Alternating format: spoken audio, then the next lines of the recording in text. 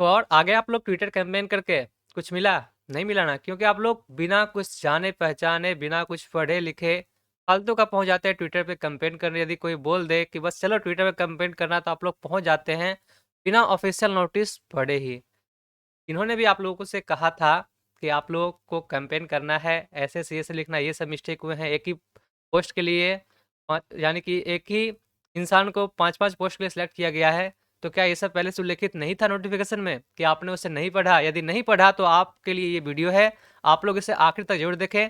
और जो वो मास्टर आप लोगों से कह रहे हैं कि जिन्होंने भी आपसे कहा कि ट्विटर कैंपेन करना है, उनको भी कह दें कि हिंदी में और इंग्लिश में दोनों में ऑफ़िशियल नोटिफ़िकेशन उपलब्ध है वेबसाइट पे, और बोर्ड के द्वारा इसे हटाया भी नहीं गया है और सेम टू सेम वही है। तो उसे एक बार डाउनलोड करके पढ़ ले, ताकि फालतू का जो विद्यार्थियों से ये काम करवाते हैं, अपने राजनीति चमकाने के लिए, अपना फेस चमकाने के लिए, ये सब गलत बात है। तो बिल्कुल आप लोग एक बार ऑफिशियल नोटिस को देख लें। और सबसे पहले मैं आप लोगों को दिखाता हूँ बोर्ड की तरफ से जो जारी किया गया है आज नोटिस। तो रेलवे बोर्ड की तरफ से एक प्रेस यहाँ पे जारी किए गए हैं, जहाँ पर साफ-साफ जितने भी आप लोगों के द्वारा या फर्जी मास्टर के द्वारा ये सवाल पूछे गए थे, उन सभी का जवाब यहाँ पे साफ-साफ दिया गया है। सबसे पहला क्वेश्चन पूछा गया था कि उम्मीदवारों ने स्तरवार और पदवार परिणाम घोषणा पर चिंता व्यक्त की है। तो यहाँ पर साफ-साफ लिख दिया गया है देख स्पष्टीकरण में कि दूसरे चरण की कंप्यूटर आधारित परीक्षा के लिए उम्मीदवार की शॉर्ट लिस्टिंग की प्रक्रिया मूल अधिसूचना के पैरा 13 यानी 28/2/2019 को प्रकाशित जो नोटिस जारी किए गए थे 1/2019 के तहत पहले ही विस्तृत रूप से दे दी जा चुकी है। अब आप लोग कहेंगे कि ये इधर लिखा गया है, तो चलिए मैं आपको ऑफिशियल नोटिफिकेशन भी दिखा देता हूँ। तो ये है ऑफिशियल नोटिफिकेशन। क्या यहाँ पे ये लिखा हुआ नहीं है कि 7वें केंद्रीय वेतन आयोग स्तर अर्थात स्तर 2, 3, 4, 5 तथा 6 के लिए वर्गीकृत कठिनाई स्तर की अलग-अलग द्वितीय चरण कंप्यूटर आधारित परीक्षा ली जाएगी। 7वें केंद्रीय वेतन आयोग के अंतर्गत आने वाले समान स्तर के सभी पदों के लिए एक समान द्वितीय चरण की कंप्यूटर आधारित परीक्षा होगी। अगर उम्मीदवार शैक्षिक योग्यता के आधार पर 7वें केंद्रीय वेतन आयोग के पदों के एक से यहाँ से आप लोग पढ़े एक से ज्यादा स्तर के लिए पात्र पाए जाते हैं, तो उन्हें समान प्रथम चरण के परीक्षा के उपरांत 7वें केंद्रीय वेतन आयोग के प्रत्येक समान स्तर के पदों जैसे कि तेरे जहाँ जो उल्लिखित किए गए हैं सभी पोस्ट के बारे में, उसमें किया जाएगा। उसके लिए द्वितीय चरण के आधार परीक्षा उन्हें देने होंगे। तो यहाँ पर आप लोग पढ़ सकते हैं। तो फिर फालतू का आप लोग ट्विटर कैंपेन किसके बात पे करने चले गए? बिना पढ़े लिखे आप लोग भी खुद अपनी पहचान दे देते कि आप लोग भी नोटिफिकेशन नहीं पढ़ते। बस कोई कुछ बोल दे, कोई बोल दे आपका कान कौवा लेके हो रहा है, तो आप लोग कौवे के पीछे भाग जाते हैं। कान को देखते ही नहीं कि कान है या फिर नहीं। आगे भी यहाँ पर देख सकते हैं, एक क्वेश्चन ये पूछा गया है कि व्यक्ति ये कि रेलवे बोर्ड ने परीक्षा अधिसूचना में उल्लेख किया था कि सीवीटी चरण 1 परीक्षा होगी और रिक्तियाँ के 20 गुना उम्मीदवारों को सीवीटी 2 के लिए शॉर्टलिस्ट किया जाएगा। 20 गुना यानी कि यहाँ पर देख सकते हैं, ये भी क्वेश्चन पूछा गया, ये भी यहाँ पे साफ-साफ उल्लेख किया गया। चलिए वो मैं आपको दिखा देता हूँ ऑफिशियल नोटिस में ही। वहाँ पे मैं आप लोगों से कहूँगा तो आप लोगों को लगेगा कि ये अभी नोट किया हुआ है या फिर प्रेस में अभी बना के डाल दिया गया है। तो ऐसा नहीं है, ऑफिशियल नोटिस में आपको दिखाते हैं फटाफट से। यहाँ ऑफिशियल नोटिस में भी ये चीज़ पहले से मेंशन किए गए थे। यहाँ पर देख सकते हैं भर्ती प्रक्रिया में, यहाँ पर देख सकते हैं सभी पद के लिए जितने भी है, एक ही एप्लीकेशन फॉर्म भरे गए थे, कोई अलग-अलग नहीं था इसके लिए। सभी के लिए बिल्कुल एक ही था। आपको और दिखाते हैं कहाँ पे 20 गुना भी लिखा हुआ था, वो भी आपको दिखा देते हैं। 20 गुना यहाँ पर देखिए। देख सकते रेलवे भर्ती बोर्ड के विरुद्ध अधिसूचना समुदायवार रिक्त पदों की संख्या से 20 गुना होगी। यानी कि कुल या किसी भी कोटि के समान अधिसूचित पदों के लिए आवश्यकता के अनुसार पर्याप्त उम्मीदवारों की उपलब्धता सुनिश्चित करने के लिए इस सीमा को बढ़ाने घटाने का अधिकार रेलवे के पास तो है ही।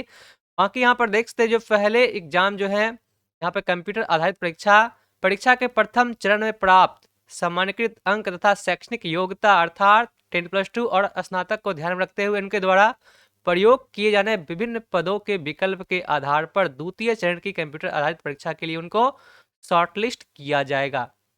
कुछ समझ में आया? नहीं आया तो मैं आपको अच्छे से समझाता हूँ। यानी कि आप जो सीबीटी 1 का एग्जाम दिए तो उसमें जितने भी आपने पद को चुना था, तो उन सभी पद के लिए यहाँ पे 20 गुना अधिक लोगों को सिलेक्ट किया गया है अगले सीबीटी 2 के लिए। ऐसा नहीं था कि 20 गुना रोल नंबर को सिलेक्ट किया जाएगा। तो फिर अलग-अलग पद के लिए सभी लोग एक ही पद तब चुन पाते, एक ही पद के लिए सभी लोग को फॉर्म अप्लाई करना होता है यदि 20 गुना चयन करना होता तो। तो यहाँ पर साफ-साफ आप लोग समझ गए होंगे, नहीं समझे हैं तो कोई बात नहीं, आपको अब समझाने के लिए स्वयं भगवान को ही पृथ्वी पे आना होगा।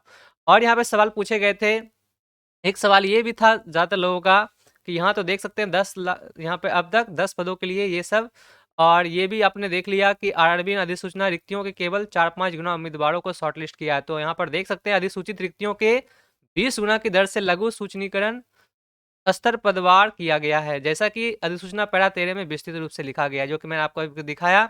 7 लाख रोल नंबर है, लगभग 35,000 की अधिसूचित रिक्तियों का 20 गुना है। ठीक है, इसे आप लोग ध्यान में जरूर रखें। फालतू का आप लोग ट्विटर कंपेन करने पहुंच जाते हैं। आप लोग बार बार पूछ रहे हैं कि कट ऑफ बहुत ज़्यादा है, तो कट ऑफ ज़्यादा होंगे ही। 10+2 वाले कट ऑफ ज़्यादा होंगे, जो ग्रेजुएट लेवल के थे उनके कट ऑफ थोड़े कम गए हैं, बस अंतर यही पे है। और कुछ कट ऑफ डिपेंड करते हैं बोर्ड पे भी, और ये कोई नई बात नहीं है।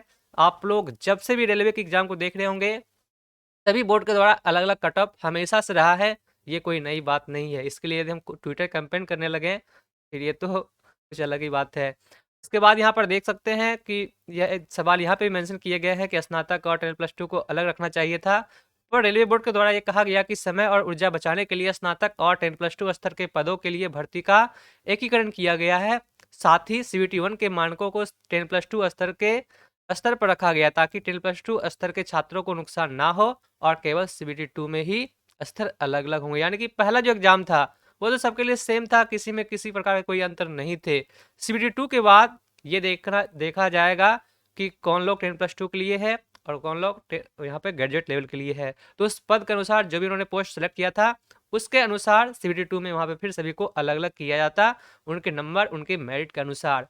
तो ये सब आपने देख लिया। ज़्यादातर सवाल जो ट्विटर कंपेन करवाए जा रहे हैं, एक ही सवाल को लेकर एक ही सवाल बार बार बोल के करवाए जा रहे हैं कि यहाँ पे बोले जा रहे हैं कि एक ही लोग को 5-5 पदों के लिए सिलेक्ट किया गया है। तो ये कोई बात नहीं है, ये ऑफिशियल नोटिस में पहले से जारी किया गया था। ये सब आपने उस शिक्षक को जरूर दिखाएं। शिक्षक का सम्मान करना भी चाहिए, पर यदि कोई शिक्षक बिना पढ़े लिखे ही ऐसे कोई अफवाह फैला दे, विद्यार्थियों के साथ इस तरह से करवाए, तो ये तो गलत बात है। आप लोग जानते हैं कि अभी चुनाव का माहौल है, तो यहाँ पर कुछ राजनीतिक पार्टी भी अपने यहाँ पे रोटियां सेकने के चक्कर में है कि इस बहाने बीजेपी का थोड़ा विरोध हो जाए, बीजेपी को लोग वोट ना दे। तो इस चक्कर में थोड़े आप लोग भी समझदार हैं, तो ये सब चल रहा है, तो आप लोग इससे बच के रहें। आपको अपना मेहनत देखना है। कोई शिक्षक कोई कुछ काम नहीं देगा, कोई ट्विटर कैंपेन काम नहीं देगा।